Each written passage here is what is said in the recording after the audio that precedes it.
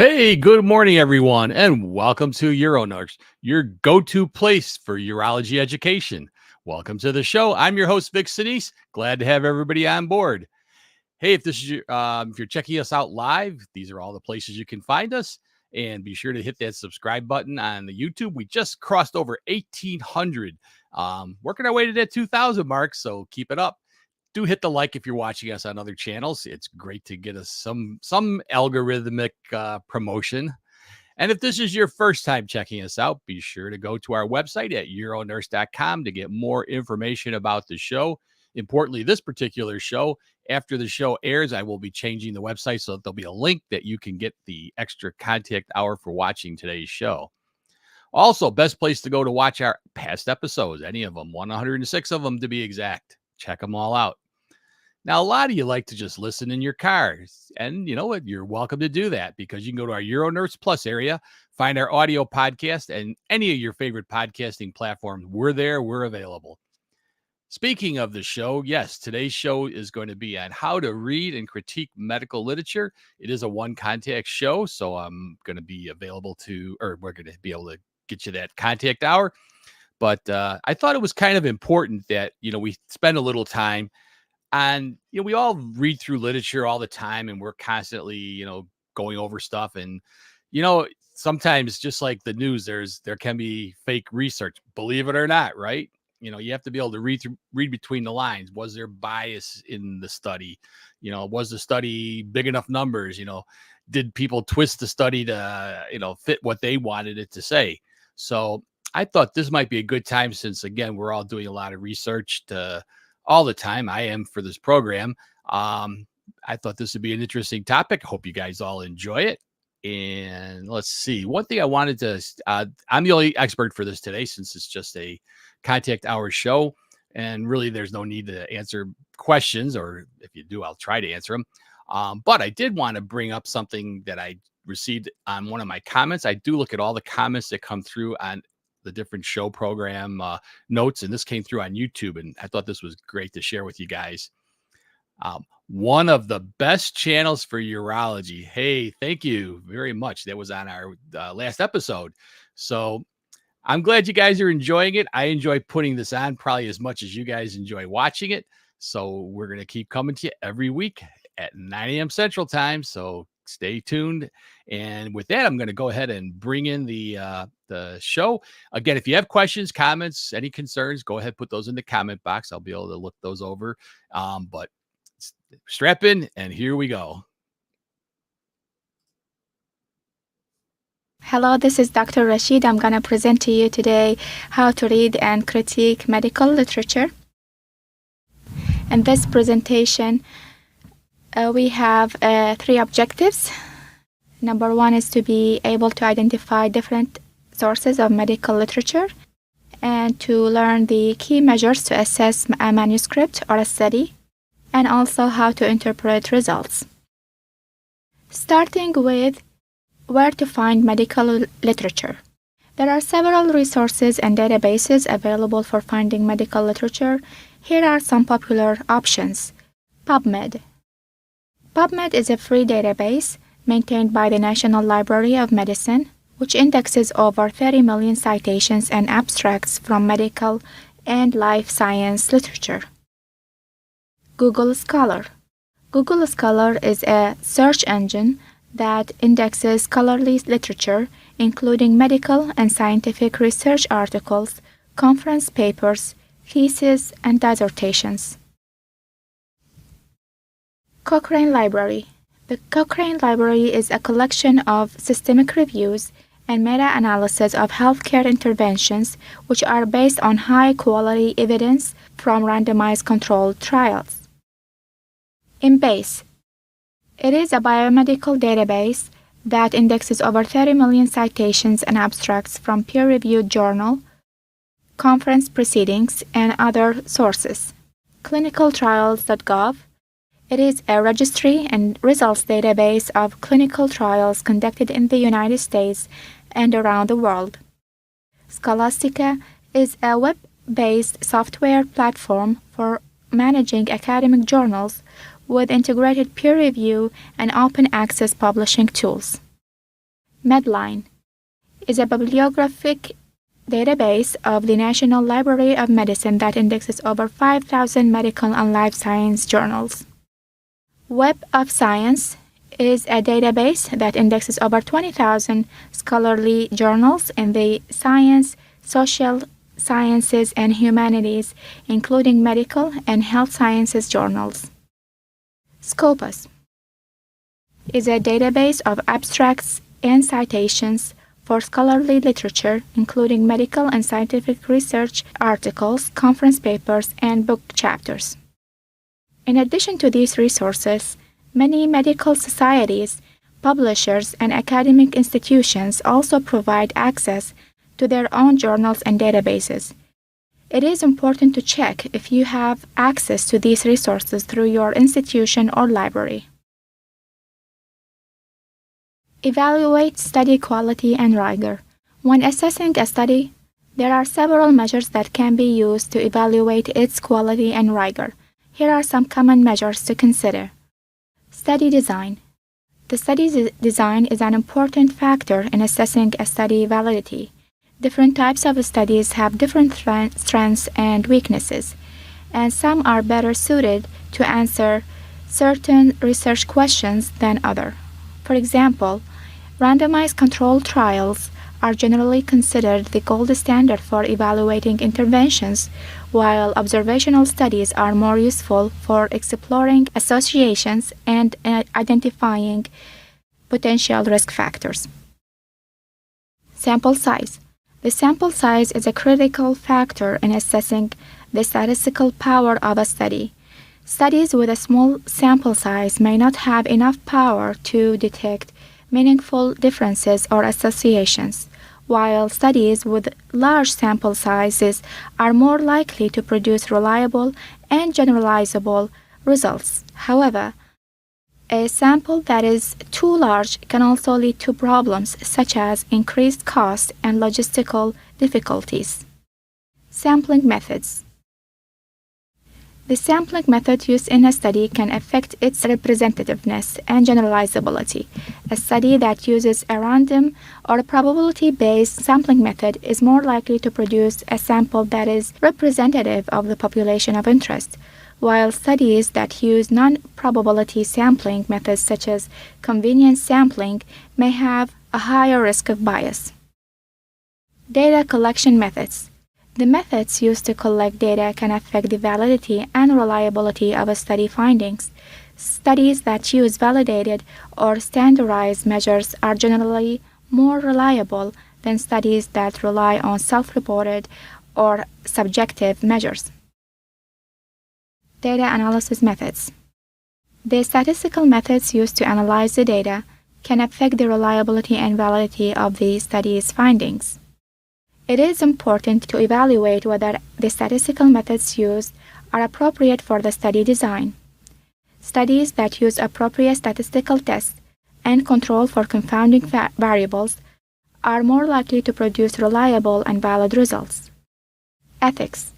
The ethical considerations of a study are important to consider, including whether the study obtained informed consent from participants, protected their privacy and confidentiality, and minimized the risk of harm. Look for potential conflict of interest. It is important to consider whether the authors of the study have any conflict of interest that may influence the results. Conflict of interest can arise from financial relationships with industry, personal biases, or other factors. Reporting. The clarity and transparency of a study reporting is also important in assessing its quality. Studies should provide sufficient detail in their methods, results, and limitations to allow other researchers to evaluate their findings and replicate their study. By considering these measures, you can better evaluate the quality and rigor of a study and determine whether its findings are reliable and relevant to the research question. Measures to assess study originality. Assessing the originality of a study can be important to determine its contribution to the field of research. Here are some measures to consider when evaluating a study's originality. Research question. The research question should be clear and specific and should not have already been answered by previous studies. A study that addresses a novel research question is more likely to be considered original. Literature review. A thorough literature review is important to demonstrate the originality of a study. The study should build on previous research in the field, but should also identify gaps in the existing literature and explain how the study addresses those gaps. Methodology. The methodology used in a study can also contribute to its originality. A study that uses innovative or novel methods or adapt existing methods in a new way may be considered more original than a study that uses conventional methods. Results. The results of the study should be interpreted in a way that contributes new insights to the field. The study should identify new patterns or relationships that were not previously known, or provide evidence that challenges existing theories or models. Discussion. The discussion section should highlight the original contributions of the study and explain how they add to the existing literature. The study should also identify potential implications of the findings for future research or clinical practice. Citation analysis. Analyzing the citation of a study can also provide insight into its originality. A study that is frequently cited by other researchers in the field may be considered more original than a study that is rarely cited. By considering these measures, you can better evaluate the originality of a study and its contribution to the field of research. However, it is important to know that originality alone does not necessarily equate the scientific quality, and studies should also be evaluated based on their rigor, validity, and relevance to the research question. Scientific quality. Assessing the scientific quality of a study is critical to determining its validity and reliability. Here are some measures to consider when evaluating the scientific quality of a study. Study design. The study design should be appropriate to answer the research question and minimize the risk of bias.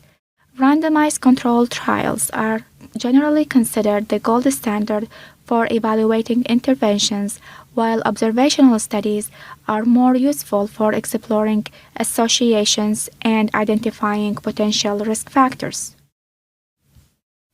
Sample size and representativeness. The sample size should be large enough to evaluate sufficient statistical power to detect meaningful differences or associations. The sample should be also representative of the population of interest to ensure generalizability of the findings. Data collection methods. The methods used to collect data should be reliable and valid and should minimize the risk of measurement error or bias. Studies that use validated and standardized measures are generally more reliable than studies that rely on self-reported or subjective measures. Data analysis methods. The statistical methods used to analyze the data should be appropriate to the research question and should control for potential confounding variables. Studies that use appropriate statistical tests and provide transparency in their analysis are more likely to produce reliable and valid results. Ethics. The study should comply with the ethical standards and protect the rights of and welfare of the study participants. This includes obtaining informed consent, protecting privacy and confidentiality, and minimizing the risk of harm, and also have an IRB approval. Reporting. The clarity and transparency of a study reporting is important to assessing its scientific quality. Studies should provide sufficient details on their methods, results, and limitations to allow other researchers to evaluate their findings and replicate their study. Peer review. The study should undergo rigorous peer review by independent experts in the field to ensure scientific quality and accuracy. By considering these measures, you can better evaluate the scientific quality of a study and determine whether its findings are reliable and relevant to the research question. Measures to assess study reliability. Reliability is the extent to which a study produces consistent and stable results over time and across different contexts. Here are some measures to consider when evaluating reliability of a study. Study design. The design should be appropriate and well-structured, with a clearly defined research question, hypotheses, and methods. The design should minimize the risk of bias and confounding and should be able to provide consistent and reliable results. Sample size and representativeness. The sample size should be sufficient to provide adequate statistical power, and the sample should be representative of the population of interest. The selection process should be transparent and systemic, with well-defined inclusion and exclusion criteria. Data collection methods. The methods used to collect data should be reliable, valid, and consistent across different contexts. The instruments used to collect data should be standardized, and the process of collecting and recording should be systemic and transparent. Data analysis method. The statistical methods used to analyze the data should be appropriate, reliable, and consistent. The results should be presented in a clear and transparent manner with well-defined statistical measures and confidence intervals. Replication studies. Replication studies can help assess the reliability of a study by determining whether the results can be produced across different contexts and by different researchers. Internal consistency. Internal consistency refers to the degree of agreement among different measures or items used in the study. If the study uses multiple measures to assess the same construct, they should produce consistent results. Inter-rater reliability. If the study involves multiple raters or observers, inter-rater reliability measures the degree of agreement among them. This can be assessed using some specific statistical measures such as Cohen-Kappa or intra-class correlation coefficient. By considering these measures, you can better evaluate the reliability of a study and determine whether its findings are consistent and stable over time and across different contexts. Assessing study validity. It involves evaluating the accuracy and reliability of a research study, and here are some measures to assess study validity. Internal validity. Internal validity refers to the degree to which a study accurately measures what is supposed to measure. To assess internal validity, consider the research design, the methods used to collect data, and potential sources of bias that could affect the study results. External validity. External validity refers to the degree to which the findings of a study can be generalized to other populations or settings.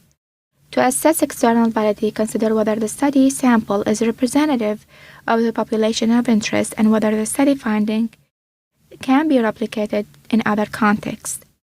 Reliability refers to the consistency and stability of study results. To assess reliability, consider the methods used to collect and analyze the data, the sample size, the statistical methods used to analyze the data.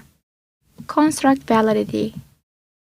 Construct validity refers to the degree to which a study accurately measures the constructs or concepts that it is intended to measure. To assess construct validity, consider the measures used to operationalize the constructs of interest and the extent to which they can capture the intended meaning. Phase validity.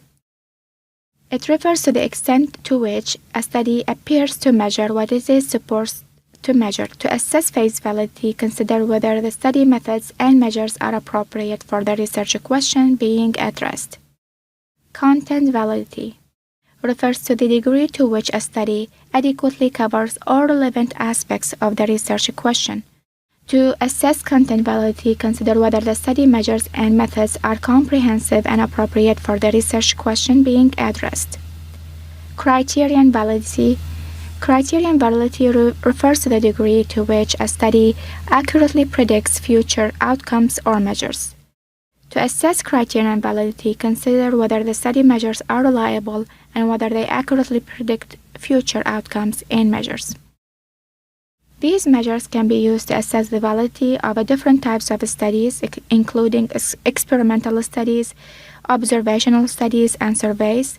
By evaluating the validity of a study, researchers can make informed decisions about the accuracy and reliability of the study's findings. Reproducibility. It means whether the results in the same target populations are reproducible from one location, example study site, to another within the same region, example if it is the United States of America, European Union, or Asian Pacific region. To assess study reproducibility, we have several measures. Study design should be clearly defined and well documented, and should include details about the research question, hypotheses, methods, and data analysis plan. The design should be rigorous and appropriate for the research question. Also, it is important to evaluate whether the study design and measures are adequate for minimizing bias. The sample size and representativeness. The sample size should be large enough to provide sufficient statistical power to detect meaningful differences or association, and the sample should be representative of the population of interest. The inclusion and exclusion criteria should be clearly defined, and the process of selecting participants should be transparent. Data collection methods. The methods used to collect data should be reliable, valid, and well documented. The data collection instruments should be standardized, and the process for collecting and recording should be transparent. Data analysis methods. The statistical methods used to analyze the data should be clearly well defined, and the code used for data analysis should be available for others to review and reproduce. The results should be presented in a clear and transparent manner, and the study should include information about potential sources of bias or confounding. Replication studies. The study should be replicable, meaning that other researchers should be able to reproduce the study using the same methods and data. Replication studies can help confirm the reliability and validity of the original findings, and can identify potential sources of error or bias. Open science practices. Open science practices such as pre-registration, open data sharing, and open access publication can enhance the reproducibility of a study by increasing transparency and accountability. These practices can also facilitate collaboration and promote scientific progress. By considering these measures, you can better evaluate the reproducibility of a study and determine whether its findings are reliable and can be replicated by others. Generalizability. Evaluate the study population. It is important to consider whether the study population is representative of the population of interest. For example, if a study is conducted on a specific population, such as patients with a certain disease, the results may not be generalizable to the wider population. Assessing study generalizability. Assessing the generalizability of a study refers to the degree to which the study can be replicated or generalized to other contexts. Here are some measures that can be used to assess study generalizability. Sample size, sampling methods, replication of a study, and study design are all important measures to assess study generalizability. External validity, which is the degree to which the findings of the study can be applied to other population, settings, or contexts. This can be assessed by examining the characteristics of a study population and comparing them to other populations, or by examining the study setting and comparing it to other settings. The statistical analysis and data quality are also another important measures. The quality of the data collected should be assessed to ensure that it is correct and reliable. If the data quality is poor, the findings may not be generalizable. Overall, a combination of these measures can be used to assess the generalizability of a study. And by considering these measures, researchers can design studies that are more likely to produce findings that are robust and generalizable to other contexts. Assessing study bias and ensuring quality control are critical steps in producing reliable and trustworthy research results.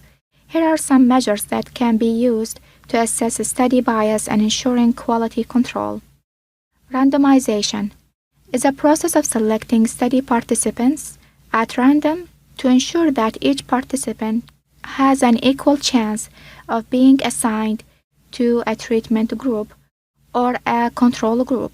This helps to reduce selection bias, which can occur when the study participants are not representative of the target population. Blinding. Blinding refers to the practice of keeping participants and/or researchers unaware of which group they belong to. This can help to reduce measurement bias, as researchers might unconsciously influence the results based on their expectations. Control group. A control group is a group of participants who do not receive the intervention being tested. Control groups help to ensure that any changes in the outcome being measured are actually due to the intervention being tested rather than other factors. Standardization. It refers to the practice of using standardized procedures and measures to ensure that the data is collected consistently across all participants and/or researchers. This helps to reduce measurement bias and increase the reliability of the study results. Quality control checks. Quality control checks involve regularly monitoring the study data to ensure that it is accurate and reliable. This can include checks for missing data, outliers, and errors in data entry. Peer review. Peer review involves having other experts in the field review the study design, methods, and findings to ensure that they are valid and reliable. Peer review is an important step in ensuring that study bias is minimized and that quality control measures are in place. Transparency and reproducibility. Researchers should clearly document their study design, methods, and findings to ensure that the study can be reproduced by other researchers. This helps to ensure the study results are valid and reliable. Overall, a combination of these methods can be used to assess study bias and ensure quality control. By implementing these measures, researchers can produce research that is more reliable and trustworthy, which can help to advance the field and improve the quality of care for patients. Interpreting study results. It requires an understanding of the who, what, and when, and why of the study. Here are some specific considerations for each of these. Who? Consider the study population and whether the results are generalizable to other populations. For example, if the study was conducted on a specific age group or gender, the results may not be applicable to other groups. The what? Look at the outcome measures and how they are measured. Consider whether the outcome measures are relevant to the research question and whether the methods used to measure them are valid and reliable. When? Consider the duration of a study and whether the results are applicable over the long term.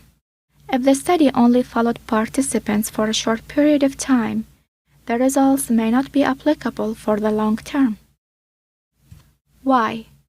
Consider the research question and the hypotheses being tested.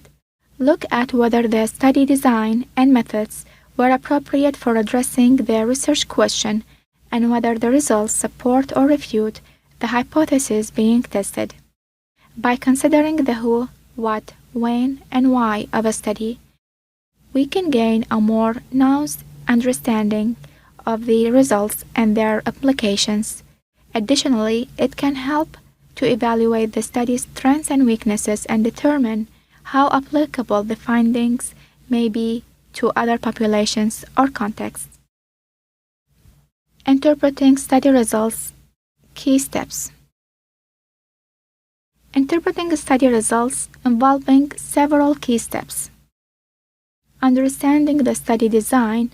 Before interpreting study results, it is important to understand the design of the study. Different types of studies, example, randomized controlled trials, observational studies, case-control studies, have different strengths and limitations, and the interpretation of the results will depend on the study design. Look at the key findings. Identify the main outcomes of the study, such as the primary endpoint or the main effect size. These are typically presented in tables or figures and should be clearly defined in the methods section of the study. Consider the statistical significance. Look at the p-value or confidence interval for the main finding. If the p-value is less than 0.05 or the confidence interval does not include 0 or 1 depending on the measure of the association, the results are statistically significant, which means that the observed effect is unlikely to be due to chance. Consider clinical significance. Even if the results are statistically significant, it is important to consider whether the effect size is clinically meaningful. For example, a small effect size may be statistically significant but not clinically significant. Evaluate potential biases. Bias is a major concern in any research study. Assess whether there are any potential biases in the study that could have influenced the results. This includes factors such as selection bias, measurement bias, and confounding. Look at the study limitations. Consider the limitations of the study and whether they impact the interpretation of the results. For example, a small sample size or a short duration of follow-up may limit the generalizability of the results. Consider the overall context. Finally, consider the overall context of the study and how the results fit into the broader literature. This includes considering the consistency of the study results, previous studies, the potential mechanisms underlying the observed effects, and the potential implication for clinical practice.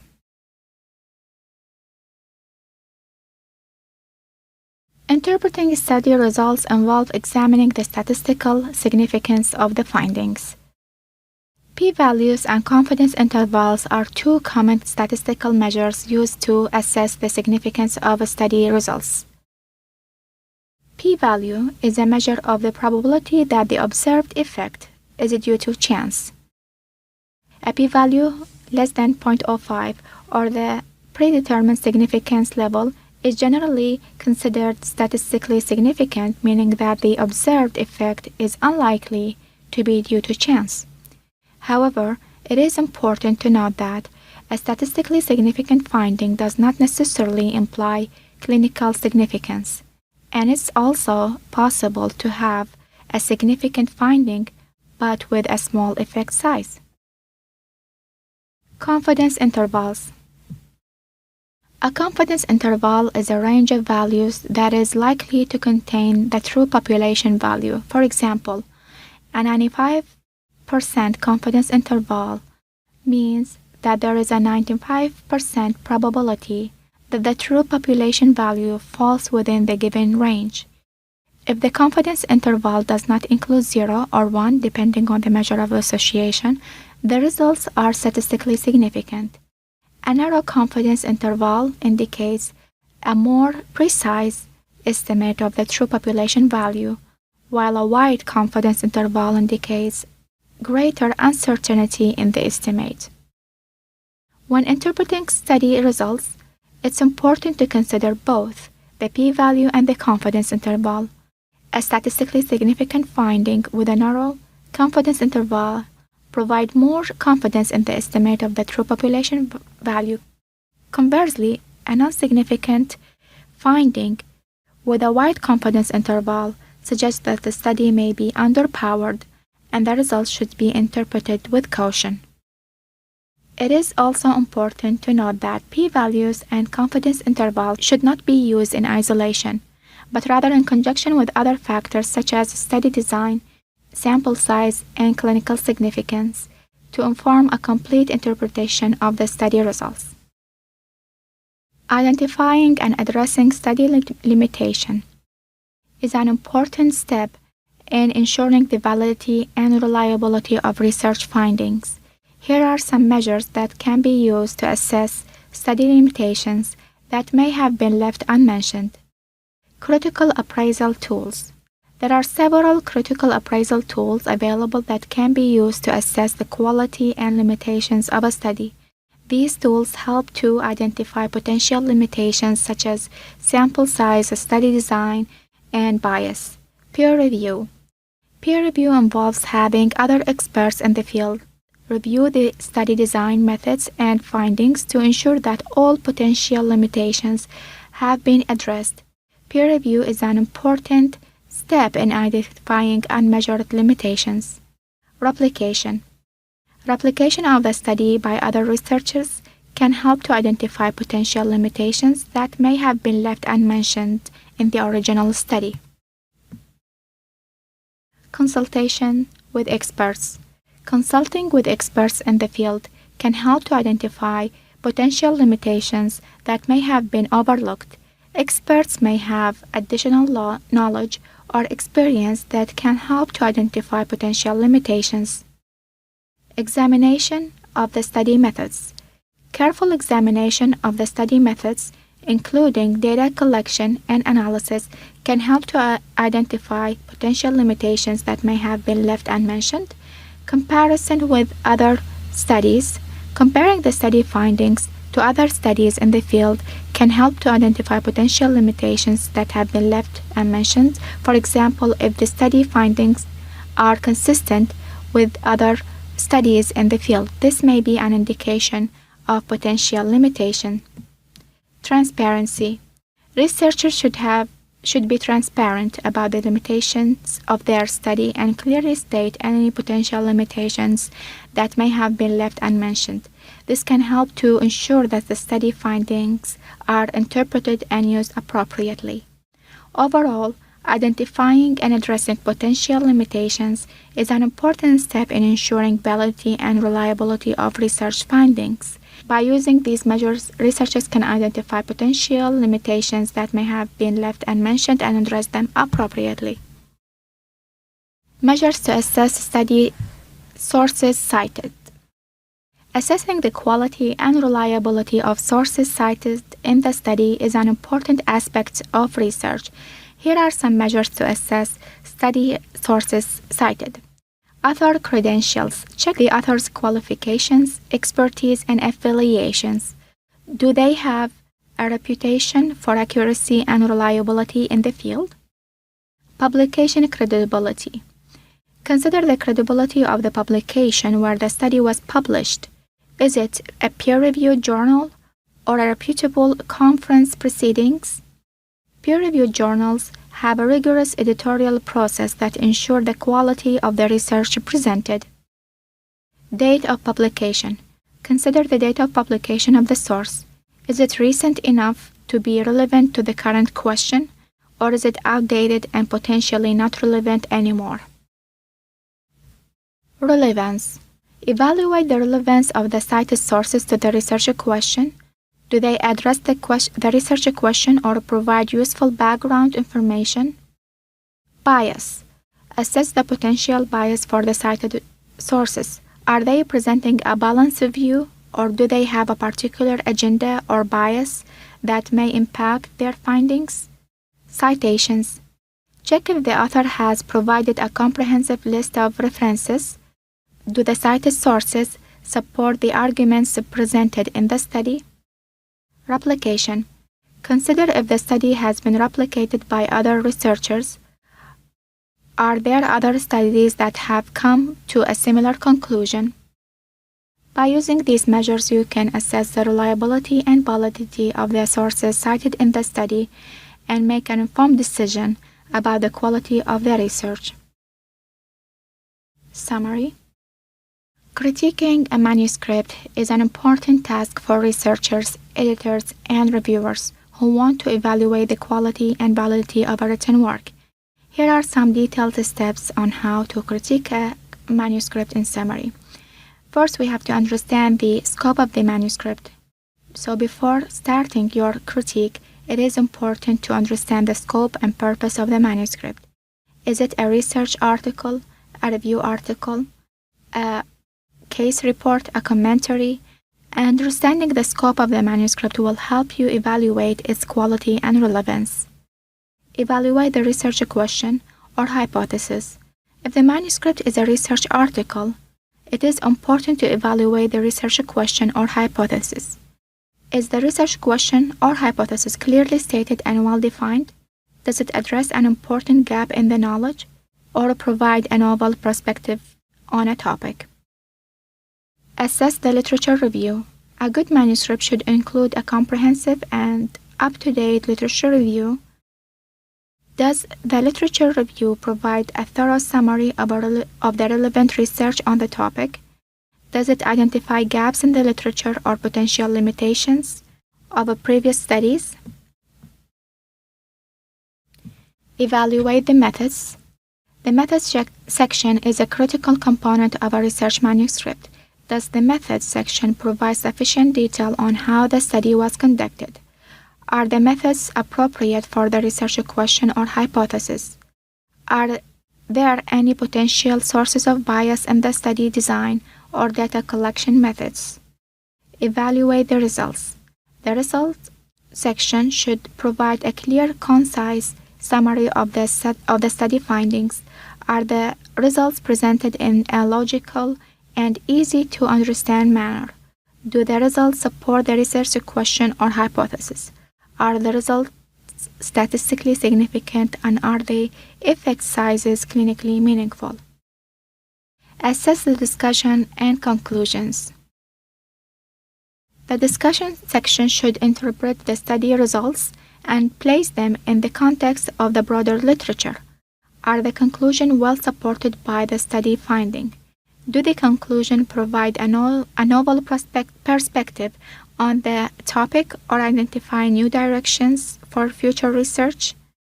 Are there any potential limitations of the study that should be acknowledged? Consider the writing style. The writing style of a manuscript can greatly affect its readability and impact. Is the writing clear and concise? Are the ideas presented in a logical and organized manner? Is the language appropriate for the intended audience? Look for potential ethical concerns. It is important to consider whether the manuscript raises any potential ethical concerns. For example, is there any potential for harm to study participants or other stakeholders? Are there any potential conflict of interest that should be disclosed? Did the authors get IRB approval? By following these steps, you can effectively critique a manuscript and evaluate its quality and validity. Remember, critiquing a manuscript requires careful attention to detail and an understanding of research methods, statistics, and writing skills. Providing constructive feedback can help the authors improve the manuscript and contribute to the advancement of scientific knowledge. Effective techniques for providing constructive feedback when critiquing a manuscript. There are several effective techniques that you can use when providing constructive feedback on a manuscript. Be specific. Avoid generalizations. Provide specific feedback that is relevant to the manuscript. Avoid making generalizations or sweeping statements that may not be helpful or relevant. Provide specific examples from the manuscript to support your feedback. This helps the author understand exactly what you are referring to and what changes they need to make. Focus on the work, not the author.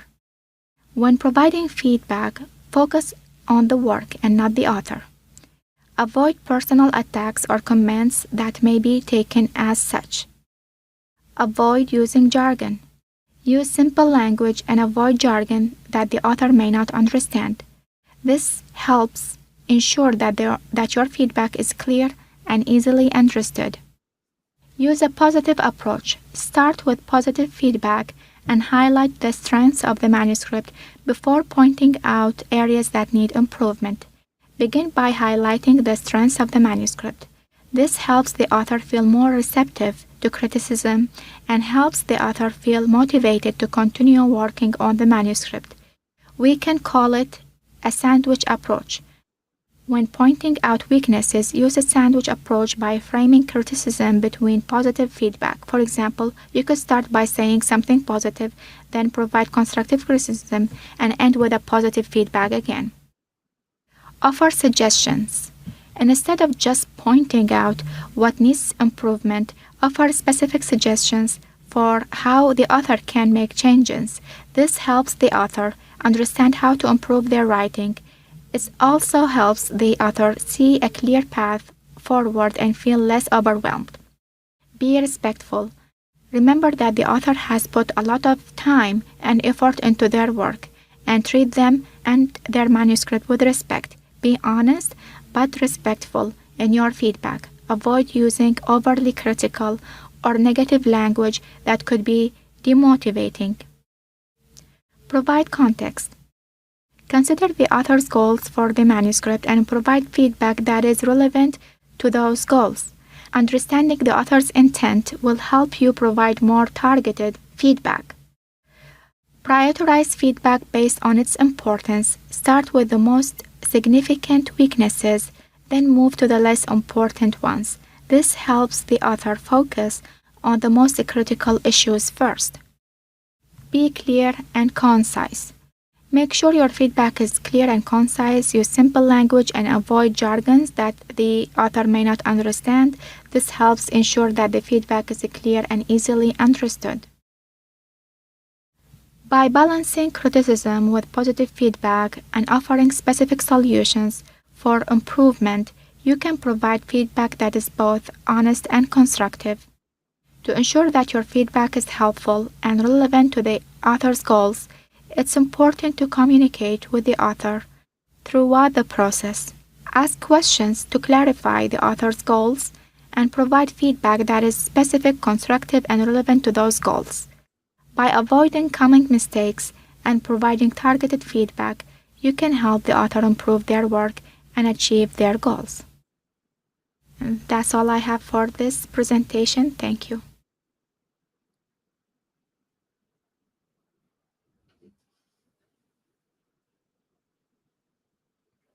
All right. So I thought that was a great, thorough review of what you need to know if you're reviewing literature. If you enjoyed that, great. Be sure to get your contact our CME, whichever one you're utilizing, by going to our website. It'll be up about 5 or 10 minutes after the show ends. I got to give me a chance to upload the most recent sites. And then you can just follow that link and go ahead, and as it showed before, you can just fast forward through the slide or through the video presentation. It'll take you right to the questionnaire in order to secure your CE or whatever you want to get. Now, I will utilize a little bit of the strength of the show because I know there's a lot of viewers on the show live, and plus a lot that will watch this later. One of the things that for me to really make more sense of research would be to get somebody who does research to kind of talk about a specific, how do you do it? That was a great review, but I'm always one of these that I can learn if I can kind of put it together with something more concrete. So if you're doing a study, for instance, how did you set up the study? How do you check for the variability, the P factor, the things that were mentioned in the research talk? So if you're out there, hit me up on UroNurse. Go to our website and there's an Ask UroNurse button that's direct to my email, or just email me at vic@uronurse.com. Simple enough. And let me know if you're willing to get on and do a little talk about your research or how you set up research. I know there's some researchers out there, and I'd love to have somebody on the show. That's one of the things, whenever I have a new presentation on something, it gets my head thinking about what other things out there we should be talking about that you might find helpful. And again, you guys can always send me a comment and let me know how you like the show, things that you'd like to see on the show. And if you've got, you want to be one of the presenters, feel free to do that. And just to let me get my thing up here. For those that are thinking about presenting, or maybe you don't know if you could present and you want to learn more about what's involved in running a show like this, I am going to be launching my boot camp, which is going to come out on September the 4th. Boot camp is Rally for Boot Camp, our monthly meeting where we decode the art of video streaming. Enlist for tactical sessions on cutting-edge techniques, intel on industry shifts, and a chance to appear live on my streaming program. Gear up, stay sharp, and gain the upper hand in the streaming battlefield. No experience necessary. All are welcome. There's a limit of only 10 live participants, the first 10 to register, and 200 spots additional available for watching. Questions can be submitted via the comment box. This event will not be streamed on any social media platforms, so no worries about appearing live online. And it all starts September the 4th at 7 p.m. Central Time. Be there to join us on Boot Camp. So there you have it. If you want to learn more about doing streaming or maybe just presenting skills in general, be sure to join us. It's going to be a once a month. We're going to take all sorts of different subjects. And again, the first 10 people that want to be on the video can go ahead and be on. Just go to our uronurse.com area. There's a sign up form. You just click and put your information in there and we'll get in touch with you and get everything set up for that day. It's going to be interesting to see how this goes because, of course, like everything else I tried new, I never know how it's going to work out in the end. So I throw up some ideas, see what happens, see what people really like. So anyway, I thought it'd be a great idea for those people that are out there because I don't think this is going anywhere. I personally think that this online format for education is the future. And I think that we're going to see more and more of it. And putting out high quality is going to be the whole key. And, you can have a Zoom meeting, but if it's not a really good meeting, people aren't going to stay on. Now, I know you probably miss all my presenters, my experts that are normally with me, because, of course, for these, I don't see a lot of discussion that we can do. In addition, they're not here. But next week, they're going to all be here for this. Our UroNurse experts delve into the discussion on cranberries and other self-treatment options for urinary tract infections. Are they myth or science? Cranberries, often touted for their UTI preventive properties, contain compounds that may inhibit bacterial adhesion to the urinary tract. Clinical evidence supporting their effectiveness is inconclusive. Similarly, home remedies like increased water intake, vitamin C, and probiotics lack strong scientific validation for treating UTIs. Join us next Saturday at uronurse.com as our experts will present research on these methods and discuss best practices. So there you have it. We'll have all the experts. We're going to be presenting all of our research. Is it math? Is it myth or magic, or is it really true science? I'm sure a lot of you out there have your own opinions on it. You'll be able to put those in the comments. We'll be glad to have I think a little bit of a debate that's going to go on during the show to see. So it should be fun. I'm kind of working out that format. But it'll be good to be back live with my experts and kind of doing what we always do, talk amongst each other and get you guys involved too. That's always fun too. Hey, for those of you that are patients or those of you that have patients, which is most of my audience, be sure to check out europatient.com. It comes on after this show at 10:30 a.m. Central Time, where I have a group of stuff that's put together that's just for patients. It's got a lot of the same topics that we talk about on the show, but I kind of have it down to what the patients need to know. So really good to check that out, especially if you're a patient watching this. This is really going to help you out. So it's been going great. I can't believe how well the numbers are on that show. So be sure to check that one out coming up shortly. And with that, I'm glad to say, hey, go out and have a great weekend. Not too much summer left, but we'll see everybody next week on UroNurse.